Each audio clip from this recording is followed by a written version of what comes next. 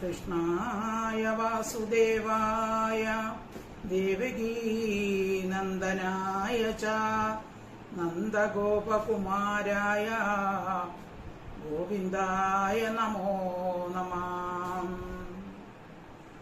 സുഹൃത്തുക്കളായ എല്ലാ സജ്ജനങ്ങൾക്കും എൻ്റെ വിനീതമായ നമസ്കാരം. ശ്രീമദ് ഭാഗവതം ദശമസ്കന്ധം 6-ാമത്തെ അധ്യായമാണ് ഇന്ന് നാം ചർച്ച ചെയ്യുന്നത്. ഭാഗം 17 കഴിഞ്ഞ അധ്യായത്തിൽ നാം പഠിച്ചു നന്ദഗോപർ ഗോകുലത്തിന്റെ രക്ഷ ഗോപന്മാരെ ഏൽപ്പിച്ചിട്ട് കംസന് കപ്പം കൊടുക്കാൻ മധുരയിലേക്ക് പോകുന്നു. അവിടെ വച്ച് വസുദേവരെ കാണുന്നു. വസുദേവരുമായി കുശലപ്രശ്നം നടത്തുന്നു. അപ്പോൾ വസുദേവർ പറഞ്ഞു, പെട്ടെന്ന് തിരിച്ചു പോകണം, പല ദുർനിമിത്തങ്ങളും ഞാൻ കാണുന്നുണ്ട് എന്ന് പറഞ്ഞു. അങ്ങനെ നന്ദഗോപൻ പെട്ടെന്ന് ഗോകുലത്തിലെത്തുന്നു. അവിടെ ചെന്നപ്പോഴാണ് അവിടത്തെ വിശേഷങ്ങൾ അറിയുന്നത്. വസുദേവൻ പറഞ്ഞത് ശരിയാണെന്ന് മനസ്സിലാക്കുന്നു. കംസൻ ദുർമന്ത്രിമാരുമായി ആലോചിച്ചിട്ട് 10 ദിവസം പ്രായമുള്ള കുഞ്ഞുങ്ങളെ കൊല്ലാൻ പൂതന എന്ന രാക്ഷസിയെ അയക്കുന്നു. ആ രാക്ഷസി സുന്ദരിയുടെ വേഷം ധരിച്ച് ഗോകുലത്തിലെത്തുന്നു.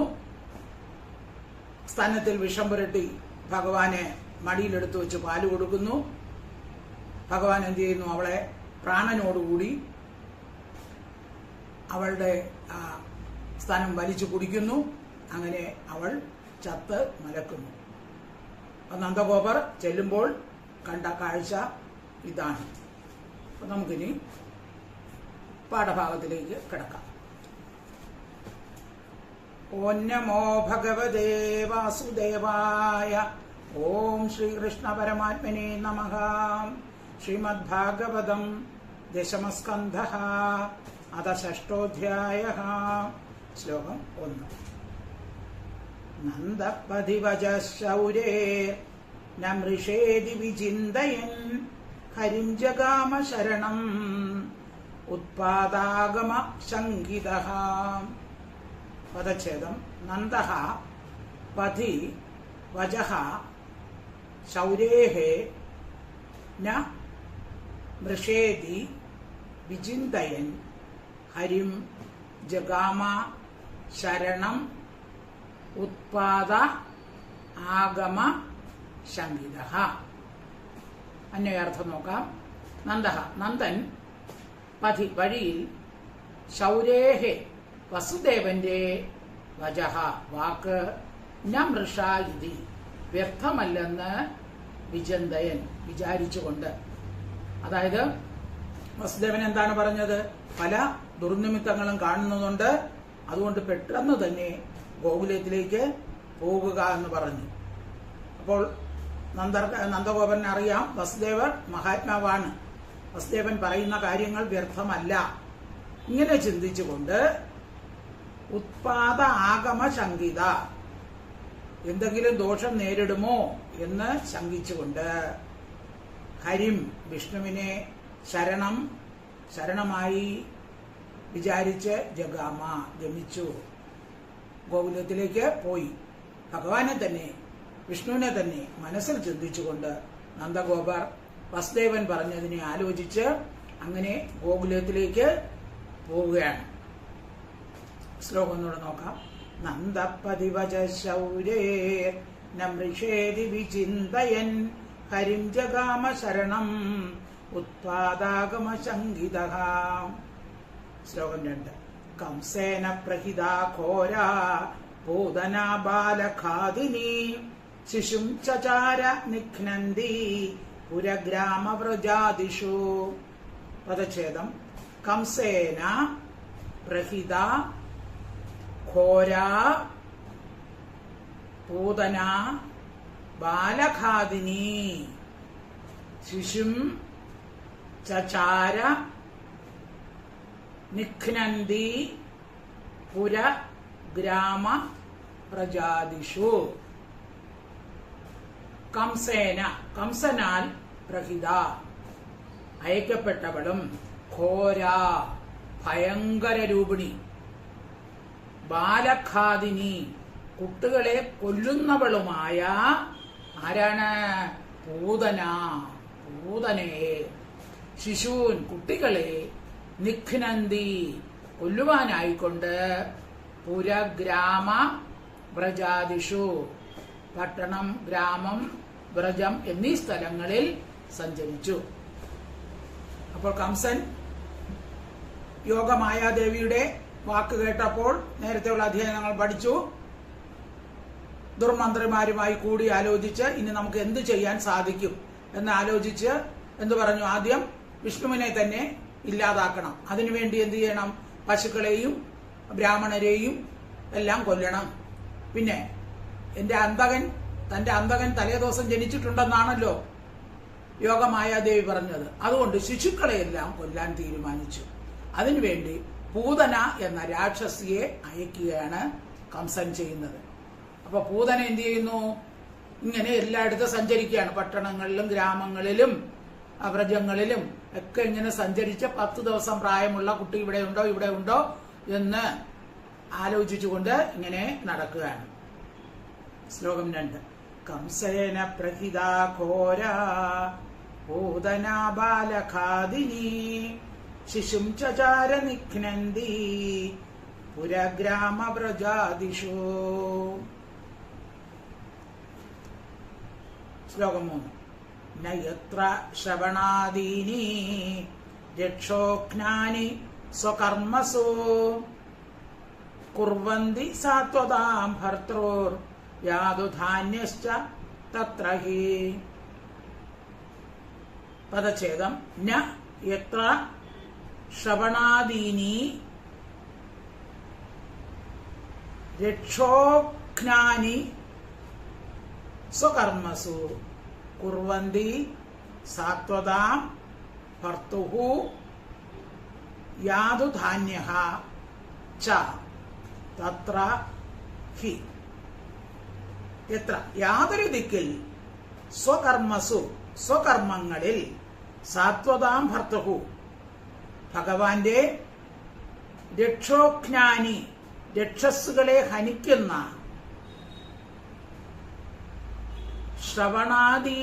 ശ്രവണാദികളെ ന കുർവന്തി ചെയ്യുന്നില്ലയോ തത്രഹി അവിടെ തന്നെ യാതുധാന്യ രാക്ഷസികളും ഉണ്ടാകും.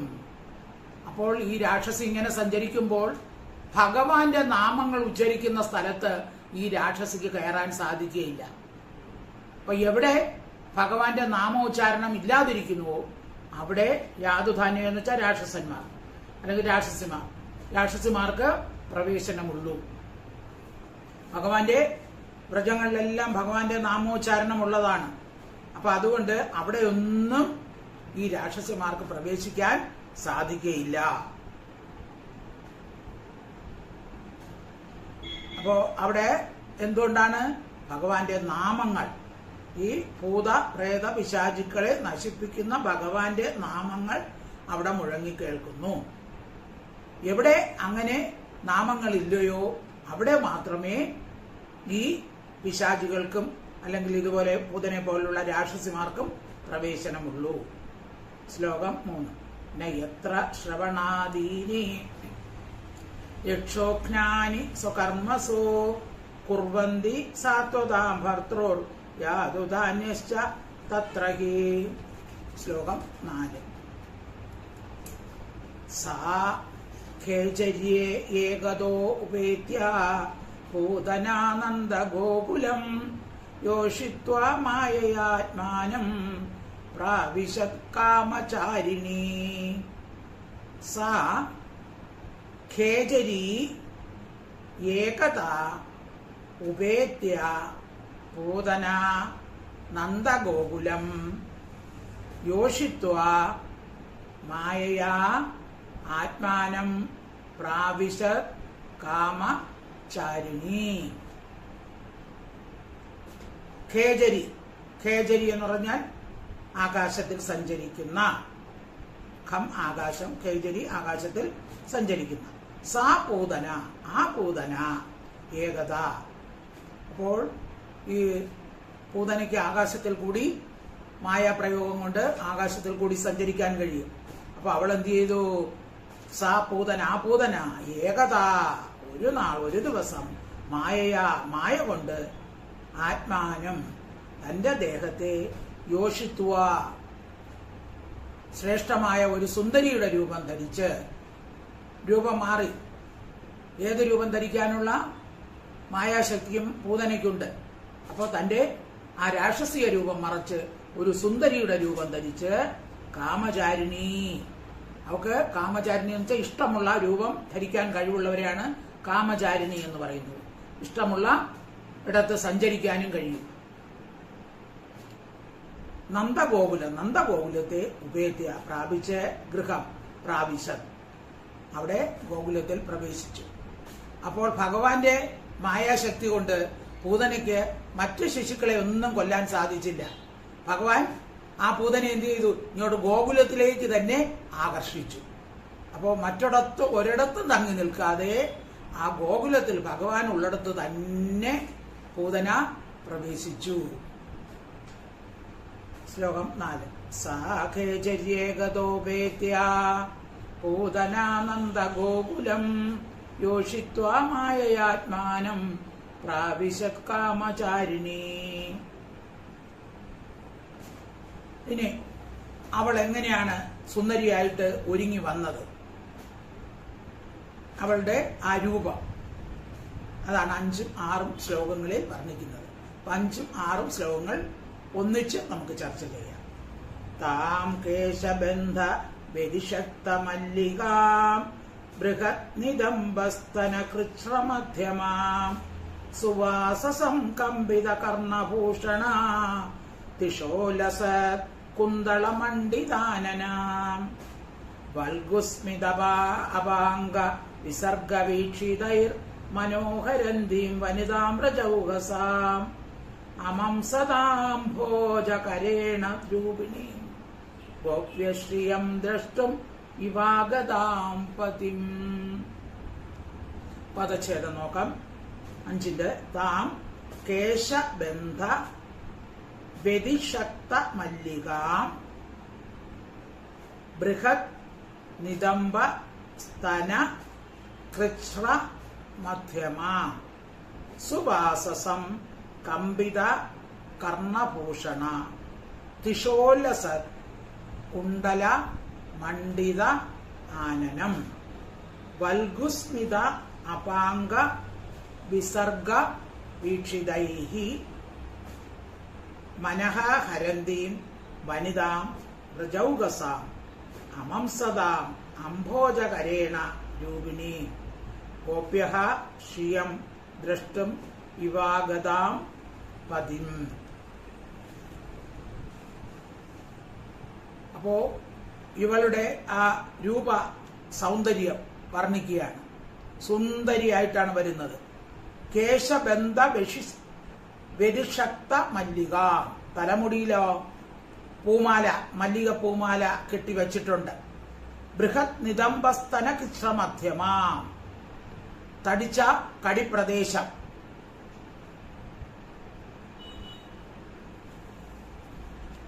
അതായത് അരക്കെട്ടിന്റെ ഭാഗം, മധ്യമ തടിച്ച ആ കടിപ്രദേശം, സ്തനം അതുപോലെ തന്നെ തടിച്ച ധനം. സ്തനം കൊണ്ടും ആക്രമിക്കപ്പെട്ട മധ്യഭാഗം. അപ്പൊ മധ്യഭാഗം കൃശമാണ്, താഴോട്ടും മുകളിലോട്ടും നല്ല ഘനത്തിലിരിക്കുന്നു. സുവാസം, മനോഹരമായ വസ്ത്രങ്ങൾ അണിഞ്ഞിട്ടുണ്ട്. കമ്പിത കർണഭൂഷണ ദിശ, ഇളകുന്ന കർണാഭരണങ്ങളുടെ കാന്തി കൊണ്ട് വലിയ കുണ്ടലമൊക്കെ ഇട്ടിട്ടുണ്ട്. അതിങ്ങനെ നടക്കുമ്പോൾ ഇങ്ങനെ ആടിയാടി നല്ല ഭംഗിയുണ്ട്. ഉല്ലസത് കുന്തള മണ്ഡിതാനനം, ശോഭിക്കുന്ന തലമുടിയാൽ അലങ്കരിക്കപ്പെട്ട മുഖത്തോടും. വൽഗുസ്മിത അപാംഗ വിസർഗ വീക്ഷിതൈ, വൽഗുസ്മിത അപാംഗ, മനോഹരമായ മന്ദഹാസത്തോടുകൂടിയ അപാംഗ, കടക്കണ്ണോട്ടങ്ങൾ കൊണ്ടും. അപ്പൊ ഇങ്ങനെ എല്ലാവരെയും കടക്കണ്ണുകൊണ്ട് ആകർഷിച്ച്, സുന്ദരിയാണല്ലോ, അങ്ങനെ വ്രജൗഹസാം വ്രജവാസികളുടെ മനസ്സിനെ ഹരന്തി അപഹരിക്കുന്നവളും. ആര് കണ്ടാലും അവളെ ഒന്ന് നോക്കി നിന്നുപോകും. അങ്ങനെയുള്ള കടക്കണ്ണ് കൊണ്ടുള്ള നോട്ടങ്ങൾ കൊണ്ട് താം വനിത, ആ ഉത്തമ സ്ത്രീയെ, അംഭോജ കരേണ, താമരപ്പൂ പിടിച്ച, അപ്പൊ അതിന് അവിടെ ഒരു ഉപമയാണ്, താമരപ്പൂ പിടിച്ച കരത്തോടുകൂടി പതിം സ്വാമിയെ ദൃഷ്ടം കാണാനായിക്കൊണ്ട് ആഗത വന്നിരിക്കുന്ന രൂപിണി മൂർത്തിമതിയായ ശ്രീയമിവ, ശ്രീയോ ലക്ഷ്മി ദേവിയോ എന്ന് ഗോപികൾ അമംസത വിചാരിച്ചു. അപ്പോൾ ഇവളുടെ വരവ് കണ്ടപ്പോൾ ആൾക്കാരെന്ത് വിചാരിച്ചു? കയ്യിൽ താമരപ്പൂവുമായിട്ട് ലക്ഷ്മി ദേവി തന്റെ ദേവനെ അന്വേഷിച്ചു വരികയാണോ? അത്ര സൗന്ദര്യമുള്ളതായിട്ടാണ് ഈ പൂതന കാണപ്പെട്ടത്. അപ്പൊ ലക്ഷ്മി ദേവിയാണോ എന്ന് പോലും അവർക്ക് തോന്നി. തലമുടിയൊക്കെ നല്ലോണം കെട്ടിവെച്ച് മന്ദാരപ്പൂല മല്ലികപ്പൂ മാലയൊക്കെ കച്ചുകൂടി, തടിച്ച കനപ്രദേശത്തോടും അതുപോലെ സ്ഥലങ്ങളോടും കൂടി, പിന്നെ ആ വയറിന്റെ ഭാഗമൊക്കെ അവിടെ ഒതുങ്ങിയ ഭാഗം, അതായത് അരക്കെട്ടിന്റെ ഭാഗം ഒതുങ്ങി, താഴോട്ട് മുകളിലോട്ട് വണ്ണം കൂടിയും, അരക്കെട്ട് വരുമ്പോൾ കൃശമായ മധ്യഭാഗത്തോടു കൂടിയും, നല്ല വസ്ത്രമൊക്കെ ധരിച്ച് ആരെയും മോഹിപ്പിക്കുന്ന തരത്തില് ആടിക്കുഴഞ്ഞ്, അങ്ങനെ ആടിക്കുഴഞ്ഞ് നടക്കുമ്പോഴോ കാതിലുള്ള ആഭരണങ്ങളെല്ലാം അങ്ങനെ അങ്ങോട്ടും ഇങ്ങോട്ടും ആടി നല്ലവണ്ണം അലങ്കരിച്ച് അങ്ങനെ നന്ദഗൃഹത്തിൽ പ്രവേശിക്കുന്നു. അപ്പോൾ കാണുമ്പോൾ തോന്നും ലക്ഷ്മി ദേവി വരുന്നുവോ എന്ന് തോന്നും. തന്റെ പതിയെ ഇവിടെ ആഗമത്തെ പ്രതീക്ഷിച്ച് ലക്ഷ്മി ദേവി വരികയാണോ എന്ന് തോന്നും. താം കേശബന്ധ വിധിശക്ത മല്ലികാം ബൃഹത് നിദംബസ്തന കൃഷ്ണമധ്യമാം സുവാസസംകമ്പിത കർണഭൂഷണ തിശോലസത്കുന്തലമണ്ഡിതാനനാം വൈഗുസ്മിതവാംഗ വിസർഗ വീക്ഷിതൈർ മനോഹരന്തീം വനിതാമൃജൗഹസാം അമംസതാംഭോജകരേണ രൂപിണീം ഗോപ്യശ്രിയം ദൃഷ്ടം ഇവാഗതാംപതിം. ശ്ലോകം 7. ബാലഗ്രഹസ്തത്ര വിജിന്വതി ശിശൂൻ യദൃച്ഛയാ നന്ദഗൃഹേ സദന്തകം ബാലം പ്രതിച്ഛന്ന നിജോരു തേജസം ദദർശ തൽപേ അഗ്നിം ഇവാഹിദംഭസി. പദച്ഛേദം. ബാലഗ്രഹഃ തത്ര വിജിന്വതി ശിശൂൻ യദൃച്ഛയാ നന്ദഗൃഹേ അസദ് അന്തകം ബാലം പ്രതിച്ഛന്ന നിജ ഉരു തേജസം ദദർശ തൽപേ അഗ്നിം ഇവാഹിതം ഭസി. ബാലഗ്രഹഃ ബാലന്മാരെ കൊല്ലുന്ന പിശാച്, തത്ര അവിടെ ശിശുൻ കുട്ടികളെ വിജിന്വതി അന്വേഷിക്കുന്നവളായി, അതായത് സുന്ദരിയായിട്ട് പൂതന വന്ന് അവിടെ ഗോകുലത്തിലെത്തി. അവിടെ എല്ലാം കുട്ടികൾ, എവിടെ കുട്ടികളുണ്ട്, 10 ദിവസത്തിനകം പ്രായമുള്ള കുട്ടികൾ എവിടെയുണ്ട് എന്ന് അന്വേഷിച്ചപ്പോൾ യാദൃച്ഛികമായിട്ട് എവിടെ കയറി? നന്ദഗൃഹേ, നന്ദ ഗോപന്റെ വീട്ടിൽ കയറി. അസദന്തകം ദുഷ്ടന്മാരെ, അവിടെ ആര് കിടക്കുന്നു? അസദന്തകം, അസത്തുക്കളെ ദുഷ്ടന്മാരെ നശിപ്പിക്കുന്നവനും, പ്രതിച്ഛന്ന നിജോരു തേജസം തന്റെ തേജസ്സിനെ മറച്ച് ഇരിക്കുന്നവനും, നിജ ഒരു തേജസം തന്റെ ആ വലിയ തേജസ്സിനെ മറച്ചിരിക്കുന്നവനും. അതായത് മറ്റുള്ളവർ കാണുമ്പോൾ ഇതൊരു സാധാരണ കുട്ടിയാണ്. വസുദേവർക്കും ദേവകിക്കും മാത്രമേ ഇത് വിഷ്ണുവാണെന്നറിയാവൂ. നന്ദഗോപർക്കും വ്രജത്തിലുള്ള ആർക്കും ഇത് അറിഞ്ഞുകൂടാ. അപ്പൊ ഒരു സാധാരണ കുട്ടിയെ പോലെ തന്റെ മഹാ തേജസ് മുഴുവൻ മറയ്ക്കപ്പെട്ടവനായ ബാലൻ കുട്ടിയെ ഭസി, ഭസ്മത്തിൽ ആഹിത, ഭസ്മം ചുവടെ ചാരത്തിൽ ആഹിത വയ്ക്കപ്പെട്ട അഗ്നിമിവ തീ എന്ന പോലെ തൽപേ ശയനത്തിൽ ദദർശ കണ്ടു. അതായത് ചാരത്തിലൊരു തീ കഷ്ണം കിടന്നാൽ അത് കത്താതെ അങ്ങനെ തന്നെ കിടക്കും. പിന്നെ അതിനെ ആളി കത്തിപ്പിക്കണം, അല്ലെ, ഊതണം. ഊതിയാലേ ആ തീ കത്തുകയുള്ളൂ. അപ്പൊ അങ്ങനെ ചാരത്തിൽ കിടക്കുന്ന ഒരു തീ എങ്ങനെ ആരാലും അറിയപ്പെടാതെ കിടക്കുന്നുവോ അതുപോലെ ഈ മെത്തയിൽ കിടക്കയിൽ മഹാ തേജസ്വിയായ ഭഗവാൻ സാധാരണ ഒരു കുട്ടിയെ പോലെ കാണപ്പെട്ടു.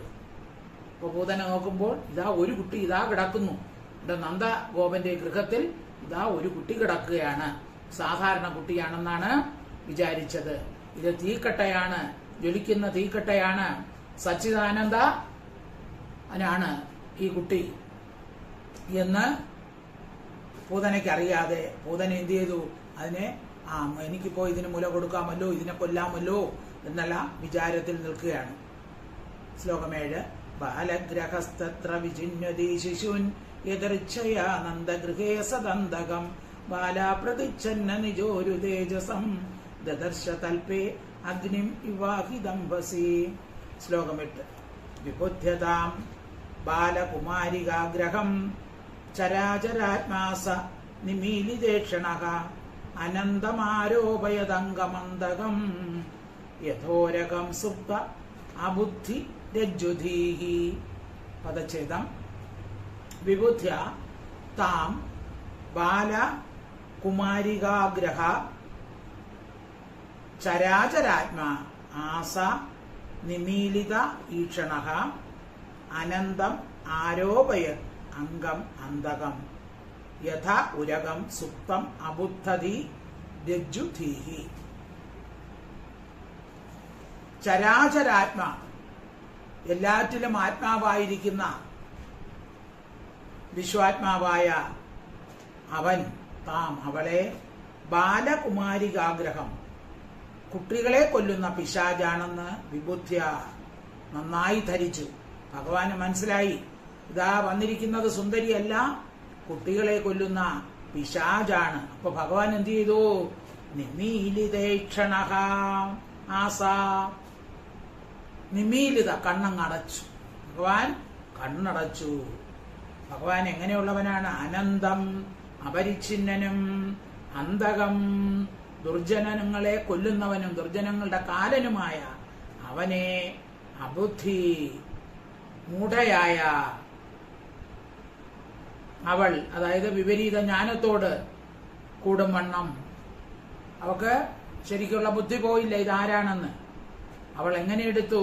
സുപ്തം ഉരകം, ഉറങ്ങിക്കിടക്കുന്ന ഒരു സർപ്പത്തെ, രജ്ജുധി, കയറുന്ന വിചാരത്തോടുകൂടി ഉറങ്ങിക്കിടക്കുന്ന സർപ്പത്തിനെ കയറുന്ന പോലെ, അതിനെ വലിച്ചെടുക്കുന്ന പോലെ ഈ ചരാചരാത്മാവായിരിക്കുന്ന ഭഗവാനെ അവൾ സാധാരണ കുട്ടിയെന്ന് വിചാരിച്ച് അംഗം ഉത്സംഗേ, അംഗം ആരോപയ, അംഗം എന്ന് പറഞ്ഞാൽ മടിത്തട്ട്, മടിത്തട്ടിൽ ആരോപയ ഏറ്റിവെച്ചു, എടുത്ത് മടിത്തട്ടിൽ വെച്ചു.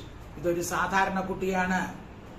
സർവാത്മാവായിരിക്കുന്ന ഭഗവാൻ എന്ന് തിരിച്ചറിയാതെ ഉറങ്ങിക്കിടക്കുന്ന പാമ്പിനെ ഒരു കയറെന്ന പോലെ കയറെടുക്കുന്ന ലാഘവത്തിൽ ഈ ഭഗവാൻ കണ്ണടച്ച് ഒന്നും അറിയാത്ത മട്ടിൽ, ഇവിടെ തിരിച്ചറിഞ്ഞിട്ട് അറിയാത്ത മട്ടിൽ കണ്ണടച്ചങ്ങ് കിടക്കുകയാണ്. ആ ഭഗവാനെ എടുത്ത് അവൾ എന്ത് ചെയ്തു? മടിയിൽ വച്ചു. ശ്ലോകം 8.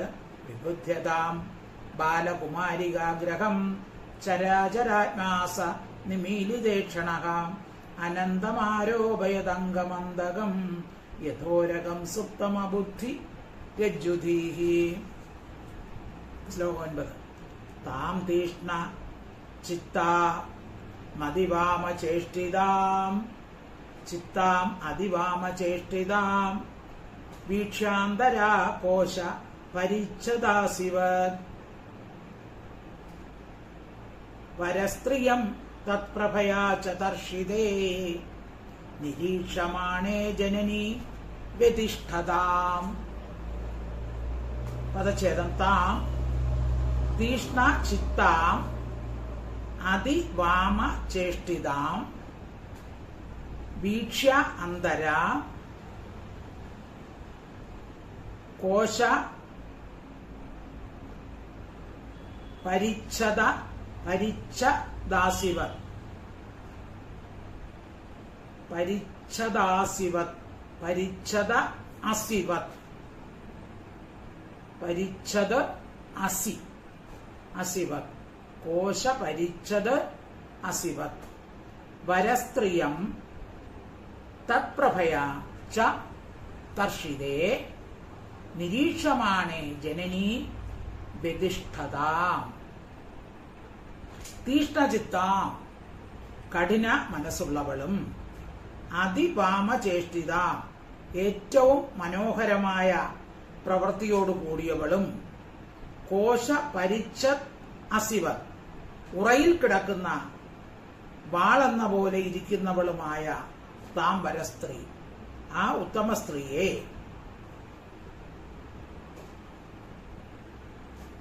അതായത് ഈ കുട്ടിയെ പെട്ടെന്ന് എടുത്ത് കൊല്ലണമെന്നുള്ള വിചാരത്തിൽ ഇവിടെ പെട്ടെന്ന് കുട്ടിയെ എടുക്കുകയാണ്. അപ്പോഴേ മറ്റുള്ളവർ കണ്ടു, കാരണം ഒരു സുന്ദരിയായ സ്ത്രീയാണ്. കുട്ടി ജനിച്ചപ്പോൾ പലരും വന്ന് കുട്ടിയെ എടുക്കും. അപ്പൊ അതുകൊണ്ട് ആരും അത് വലിയ ഗൗരവം കൊടുത്തില്ല. ഇവളുടെ ഉള്ളിലെ കാഠിന്യത്തെ ആർക്കും മനസ്സിലായില്ല. പുറമേ നല്ല സുന്ദരിയാണ്, മനോഹരമായി ചായം തേച്ച് ഭംഗി വരുത്തി മൃദുവായ തോലുകൊണ്ടുള്ള ഉറയിൽ ഇട്ടുവച്ചിരിക്കുന്ന മൂർച്ചയുള്ള വാളാണിവൾ എന്ന് ആർക്കും മനസ്സിലായില്ല. അവ സുന്ദരിയാണ്, പക്ഷെ ഹൃദയം എങ്ങനെയാണ്? വാളുപോലെ കഠിന ഹൃദയാണ് അവൾ. അപ്പോ ഇവളുടെ ചേഷ്ടകൾ കണ്ടുകൊണ്ടിരുന്ന യശോദയും രോഹിണിയും ഇങ്ങനെ ഒരു ഉത്തമ സ്ത്രീ കുട്ടിയെ എടുത്ത് മടിയിൽ വയ്ക്കുമ്പോൾ ആരും തടസ്സപ്പെടുത്തിയില്ല. കാരണം നന്ദഗോപർക്ക് ഉണ്ണി പറഞ്ഞപ്പോൾ എല്ലാവരും വന്ന് കുട്ടിയെ എടുക്കും. അപ്പോൾ അവരും ഇതൊരു സുന്ദരിയാണല്ലോ, ഉത്തമ സ്ത്രീയാണല്ലോ എന്ന് വിചാരിച്ച് ഉറയിൽ കിടക്കുന്ന വാളാണെന്ന് വിചാരിച്ചില്ല. തത്പ്രഭയ അവളുടെ കാന്തിയാൽ തർഷിതേ മോഹിച്ചിരിക്കുന്ന ജനനി അമ്മമാരായ യശോദയും രോഹിണിയും നിരീക്ഷമാണ് നോക്കിക്കൊണ്ട് തന്നെ വ്യതിഷ്ഠതമിരുന്നു. അപ്പോൾ ഈ പൂതന കുഞ്ഞിനെടുത്ത് മടിയിൽ വെച്ചപ്പോൾ അവരാരും എതിർത്തില്ല. കാരണം സുന്ദരിയാണല്ലോ. അപ്പോൾ ഇവളുടെ ഹൃദയം ഇങ്ങനെ കഠിനമാണെന്നൊന്നും അവർ ചിന്തിക്കുന്നേയില്ല. കാരണം ഈ ജന്മോത്സവത്തിൽ പങ്കെടുക്കുന്നവരെല്ലാം വന്ന് കുട്ടിയെ എടുക്കും. അപ്പൊ അങ്ങനെ അവരും കരുതിയുള്ളൂ. ശ്ലോകം 9. താം തീഷ്ണചിത്താം അതിവാമചേഷ്ടിതാം വീക്ഷ്യാന്തരാകോശ പരിച്ഛദാസിവത് വരസ്ത്രിയം തത്പ്രഭയാ ച ദർശിതേ നിരീക്ഷമാണേ ജനനീ വ്യതിഷ്ഠതാം. ശ്ലോകം 10. തസ്മിൻ സ്തനം ദുർജരവീര്യമുൽബണം ഘോരാംഗമാദായ ശിശോർദദാവത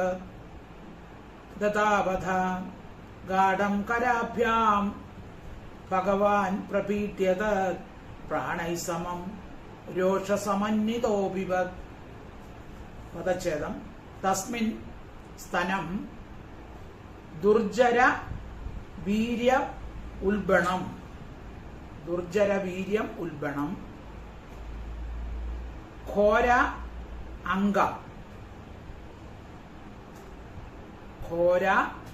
അംഗം ആദായ ശിശോഹോ ദദാവധ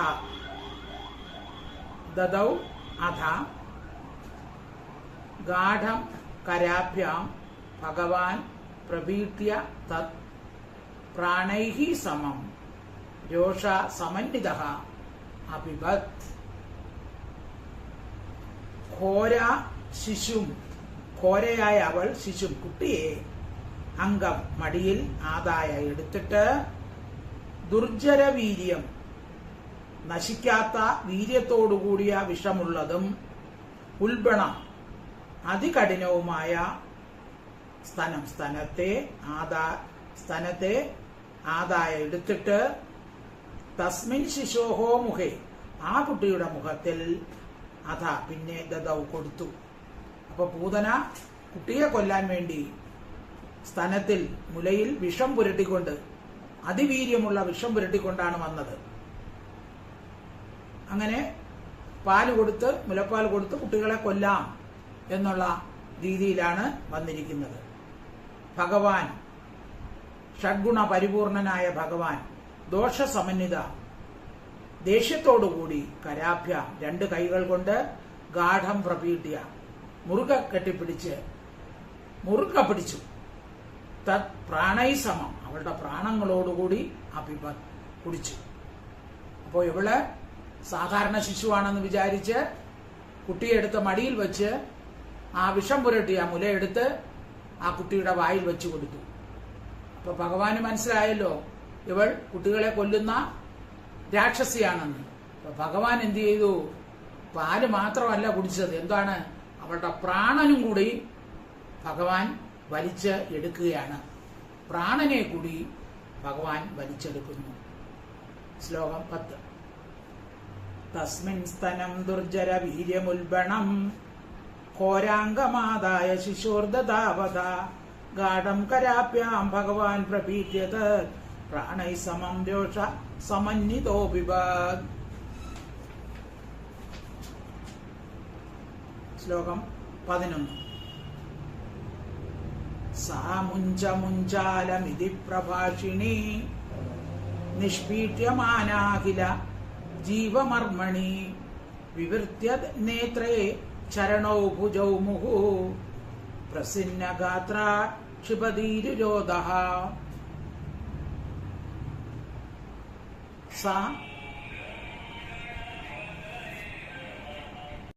ശ്ലോകം 11. സ മുഞ്ച മുഞ്ച അലം ഇതി പ്രഭാഷിണി നിഷ്പീഡ്യമാന അഖില ജീവമർമ്മണി വിവൃത്യ നേത്രേ ചരണൗ ഭുജൗ മുഹു പ്രസിന്നഗാത്ര ക്ഷിപതി രുരോധഃ.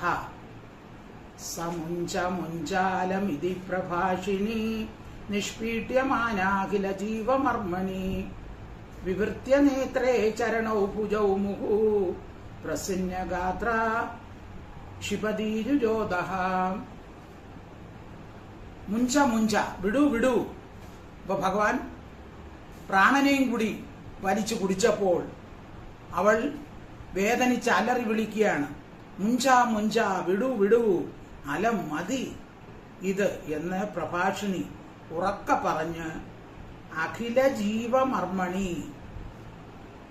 ജീവസ്ഥാനങ്ങളായ മർമ്മങ്ങളിലൊക്കെ നിഷ്പീഡ്യമാന, ഏറ്റവും വേദനയുള്ളവളായ, അപ്പൊ അവളുടെ മർമ്മസ്ഥാനങ്ങളെല്ലാം വേദന കൊണ്ട് അവള് പൊളഞ്ഞ് മതി മതി എന്ന് വിളിക്കുകയാണ്.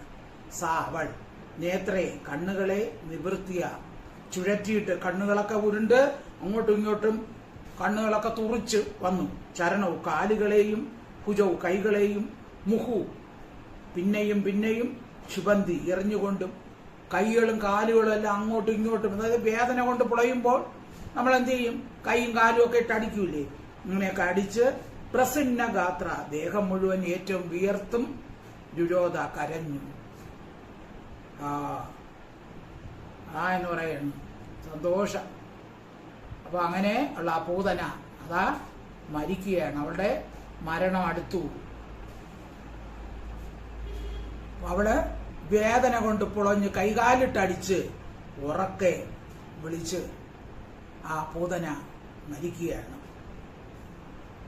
ശ്ലോകം 11. സാ മുഞ്ച മുഞ്ചാലമിതി പ്രഭാഷിണി നിഷ്പീഡ്യമാനാഖില ജീവമർമ്മണി വിവൃത്യ നേത്രേ ചരണൗ ഭുജൗ മുഹു പ്രസിന്നഗാത്ര ക്ഷിപതീരുരോധഃ. ശ്ലോകം 12. തസ്യാസ്വനേനാദി ഗഭീരരംഹസാ സാദ്രീർമഹി ദൗശ്ചപ ചചാല സഗ്രഹ രസാദിശ്ച പ്രതിനേദിരേ ജനാ പേദുക്ഷിതൗ വ്രജനിപാതശങ്കയാ.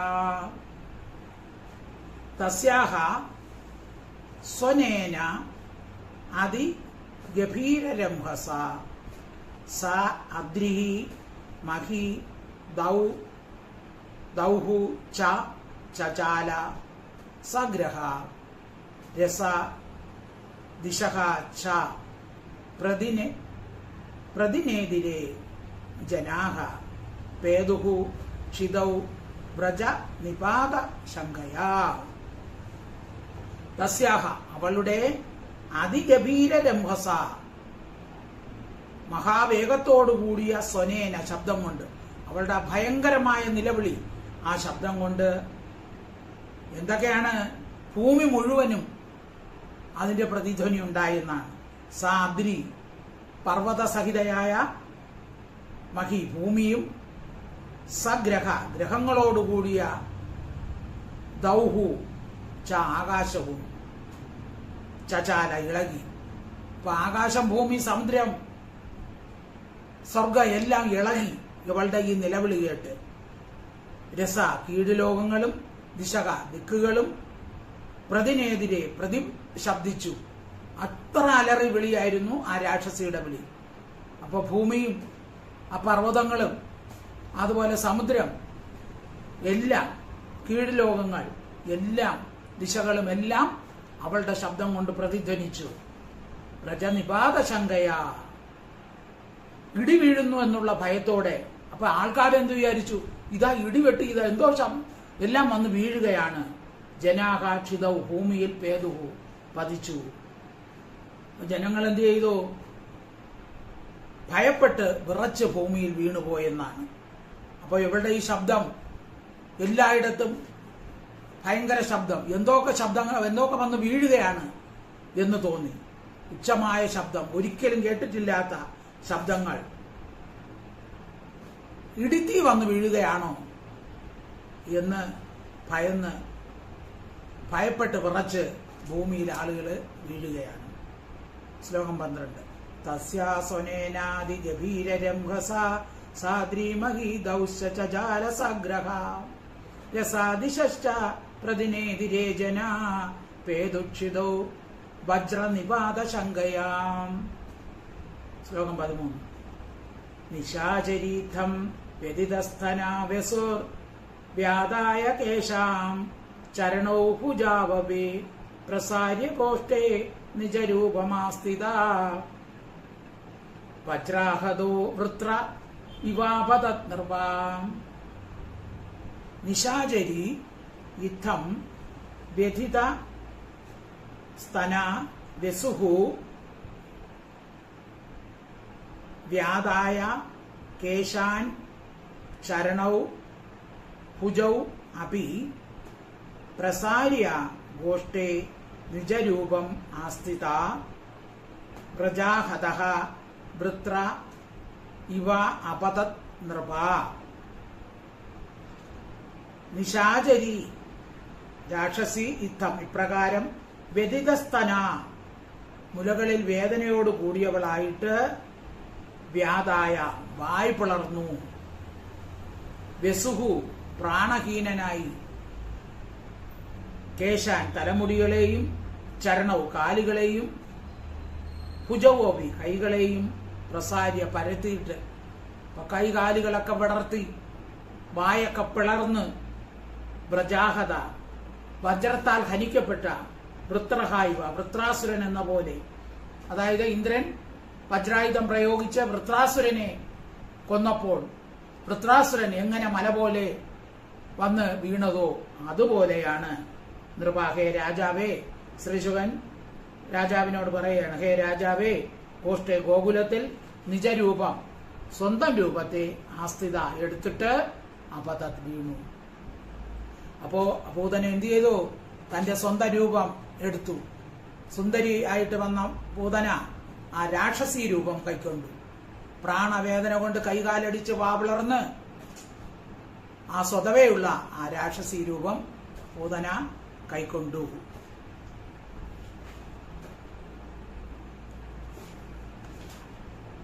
ശ്ലോകം ഒന്നുകൂടെ വായിക്കാം. നിജാചരീഥം വ്യതിതസ്തനാവശോ വ്യാദായ കേശാൻ ചരണൗ ഭുജാവപി പ്രസാര്യ ഗോഷ്ഠേ നിജരൂപമാസ്ഥിത പ്രജാഹതോ വൃത്ര ഇവാപതത് നൃപാം. ശ്ലോകം 14. പതമാനോപി തദ്ദേഹ ത്രിഗവ്യൂത്യ അന്തരദ്രുമാൻ പൂർണയാമാസ രാജേന്ദ്ര മഹദാസി തദത്ഭുതം. പദമാനഃ അപി തദ്ദേഹഃ ത്രിഗവ്യൂത്ത അന്തരദ്രുമാൻ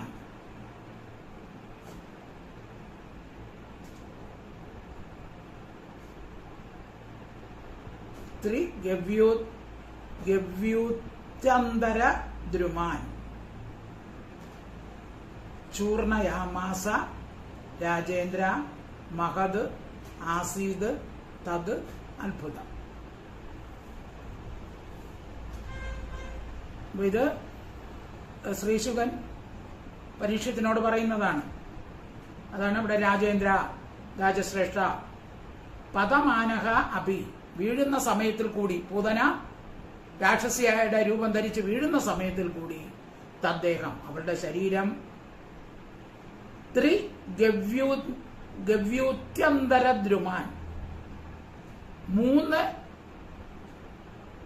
ഗവി എന്ന് വെച്ചാൽ 6 വെളിപ്പാട് അകലെ ദൂരത്തിൽ നിൽക്കുന്ന മരങ്ങളെ ചൂർണയാമാസ, പൊടിയാക്കി. ത്രിഗവ്യൂത്യന്തര എന്ന് പറഞ്ഞാൽ 6 വെളിപ്പാട് അകലെ ദൂരത്തിൽ നിൽക്കുന്ന ദ്രുമാൻ വൃക്ഷങ്ങളെ ചൂർണയാമാസ, പൊടിയാക്കി.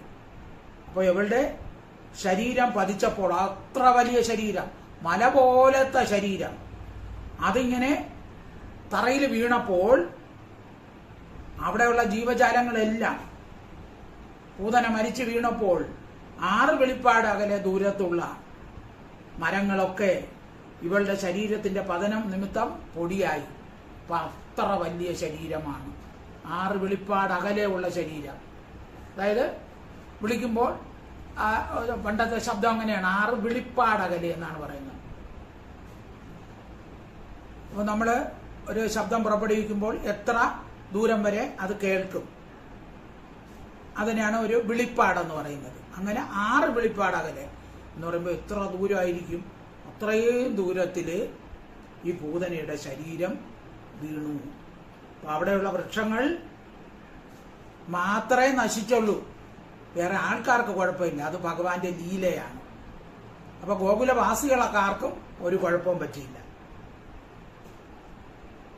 മഹത് ആസീത് തത് അത്ഭുതം. അപ്പൊ എല്ലാ പേർക്കും അതെന്തെന്ന് വലിയതായിട്ട് ഒരു അത്ഭുതമായിട്ട് ഭവിച്ചു. ഇതെന്തോന്നാണ് പാട്? ഇത്രയും വലിയ മല പോലത്തെ ഒരു ശരീരം, 6 വെളിപ്പാട് അകലെയുള്ള വൃക്ഷങ്ങളെല്ലാം പോയി, പക്ഷേ മറ്റുള്ളവർക്ക് ആർക്കും ഒന്നും സംഭവിച്ചില്ല. അത് ഭഗവാന്റെ ഒരു ലീല തന്നെയാണ്. എല്ലാവർക്കും അത് മഹത് അത്ഭുതം, വലിയ അത്ഭുതമായിട്ട് തന്നെ ഭവിച്ചു. അങ്ങനെ കുട്ടികളെ കൊല്ലാൻ വന്ന പൂതന, ഈ കുഞ്ഞിനെ നശിപ്പിക്കാൻ വന്ന പൂതന, ആ കുഞ്ഞിന്റെ ആ അത്ഭുത ലീല കൊണ്ട് പൂതന തന്നെ മരിച്ചു വീണു. കുഞ്ഞിന് ഒന്നും സംഭവിച്ചില്ല. അത് ഭഗവാന്റെ ആ മായാവിലാസം തന്നെയാണ്. മരങ്ങൾ നശിച്ചുവെങ്കിലും മറ്റുള്ളവർക്ക് ആർക്കും ഒന്നും സംഭവിച്ചില്ല. അങ്ങനെ പൂതന ചത്തുമലച്ചു. ശ്ലോകം 14.